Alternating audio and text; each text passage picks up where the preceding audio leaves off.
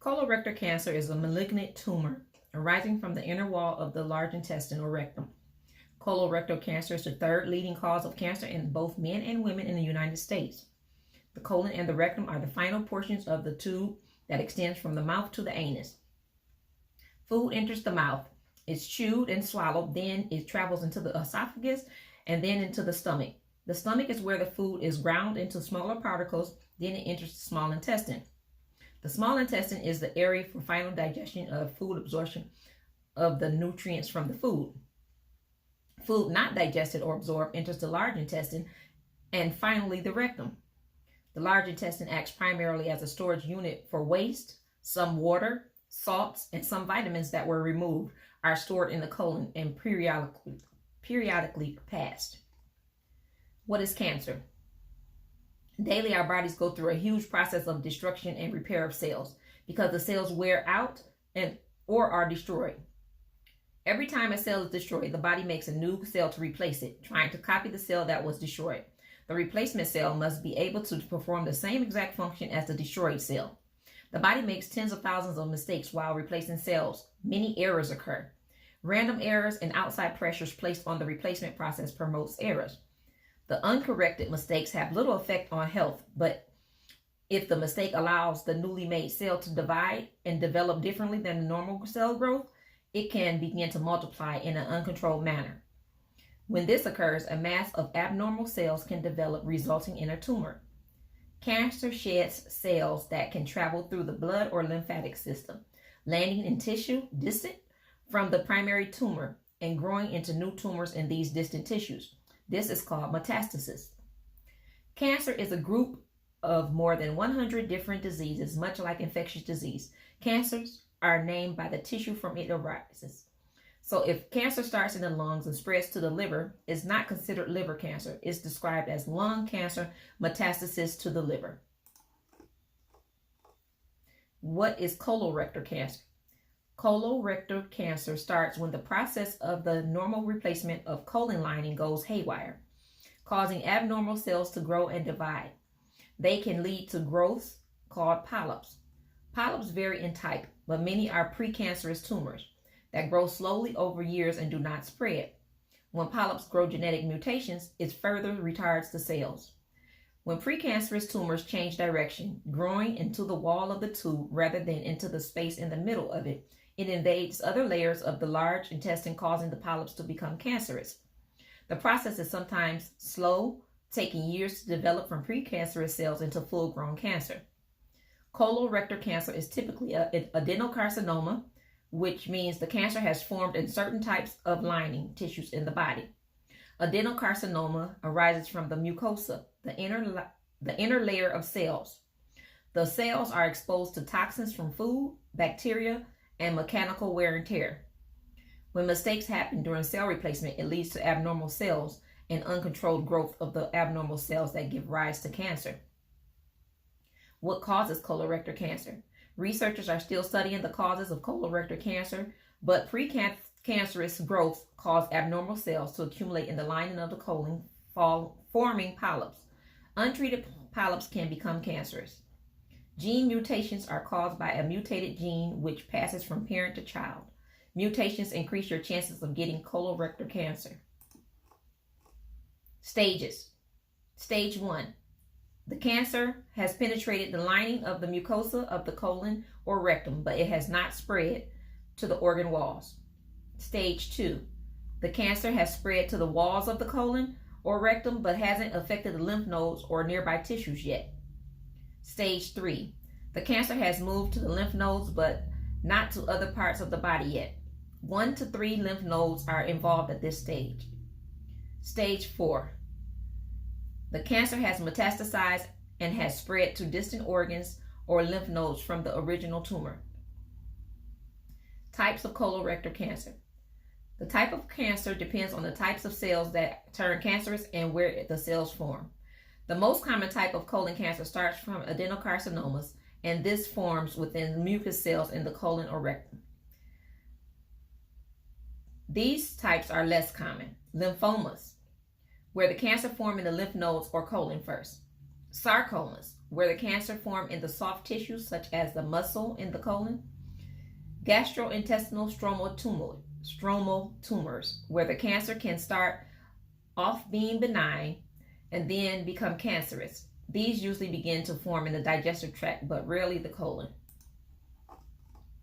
Symptoms. Symptoms are numerous and nonspecific.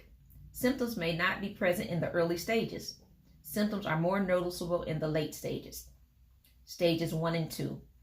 Constipation, diarrhea, excessive gas, abdominal pain, changes in the color of your stool, blood in your stool, bloating, changes in the shape of your stool, like if it's more narrowed and looks as if it didn't all come out, abdominal cramps, bleeding from your rectum. Stages 3 and 4. Excessive fatigue, vomiting, unintentional weight loss, unexplained weakness, feeling like your bowels don't empty all the way, changes in your stool that last longer than a month. Symptoms when the cancer spreads to other parts of the body. Chronic headaches, bony fractures, swelling in your hands or feet, blurry vision, breathing difficulties, jaundice, yellowing of the eyes and skin. Risk factors. Age is one of the main risk factors for colorectal cancer. It's usually diagnosed around age 50 or after 50. Race. African Americans and Jewish descent are more at risk than other races. Diets high in fat. It's believed that the digestion of fat that occurs in the small intestine and colon leads to the formation of cancer-causing chemicals, carcinogens.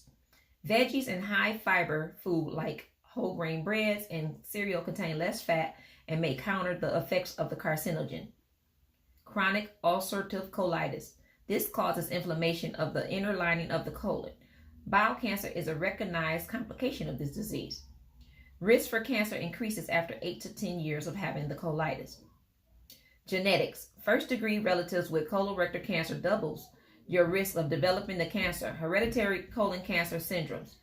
Chromosomal defects are inherited at birth and are present in every cell in the body. Familial adenomatous polyposis, FAP, is one hereditary colorectal cancer syndrome people develop. Hundreds, sometimes thousands of colon polyps grow starting during their teens. People affected by FAP is almost sure to develop colon cancer by 40 years of age and are at an increased risk of developing other types of cancer. FAP arises from a mutation in a specific gene called the APC gene. Attenuated familial adenomatous polyposis, AFAP. This is a milder version of FAP, and people affected by it usually develop fewer than 100 colon polyps. There is an increase of colon cancer at a young age. Hereditary non-polyposis colon cancer, as known as Lynch syndrome or HNPCC. This is also a hereditary colorectal cancer syndrome where affected people develop colon polyps and cancer. It's usually in the right colon in their 30s or 40s. They are also at an increased risk for developing other cancers. MYH polyposis syndrome is a hereditary colorectal cancer syndrome that causes affected people to develop 10 to 100 polyps at around age 40. Unavoidable risk factors. Prior history of colon polyps, having a genetic syndrome, your age, prior history of bowel diseases, family history of colorectal cancer, and race.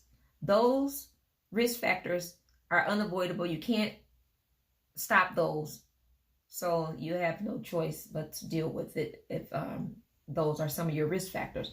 But we do have avoidable risk factors like having a non-active lifestyle, having type 2 diabetes, smoking, diets high in processed foods or red meats, heavy drinking or alcohol, being overweight or obese.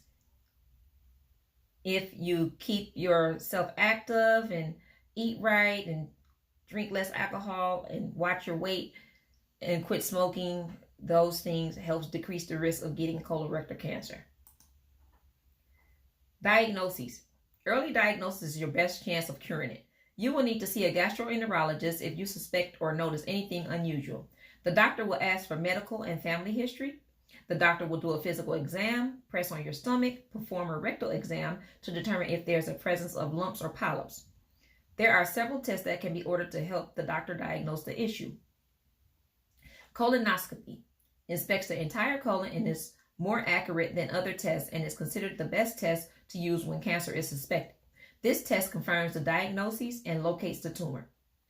Sigmoidoscopy examines just the left colon and the rectum. Carcinoembryonic antigen, CEA. This test consists of the lab drawing blood from you to check for this tumor marker. Some colorectal cancers do not produce CEA. CEA levels are also elevated in people who smoke but don't have cancer.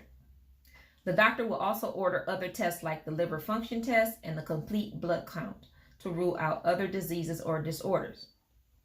X-rays. For this test, the medical staff will use a metallic element barium solution to complete the test. The solution is inserted into your bowels through the use of an enema.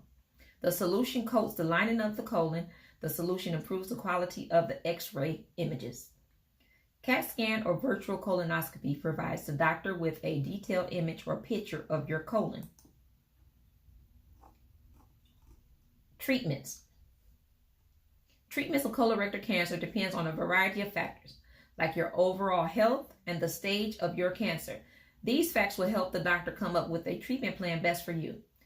Stages 1 and 2. Usually surgery is the only treatment needed. For early stages of cancer, the surgeon may remove cancerous polyps through surgery if the polyps haven't attached to the wall of the bowels. Surgery is the most common initial medical treatment for colorectal cancer. During surgery, the doctor will remove the tumor and a small section of surrounding healthy tissue along with nearby lymph nodes. The rectum is sometimes removed permanently if the cancer is located too low in the rectum. The surgeon can usually reconnect the healthy sections of the bowel, but if that's not possible, you will be required to receive a colostomy bag. That is where the doctor creates an opening in your stomach called a stoma, and there's a wafer and a bag that is attached to it, into your stomach, and your waste from the colon is released into the bag.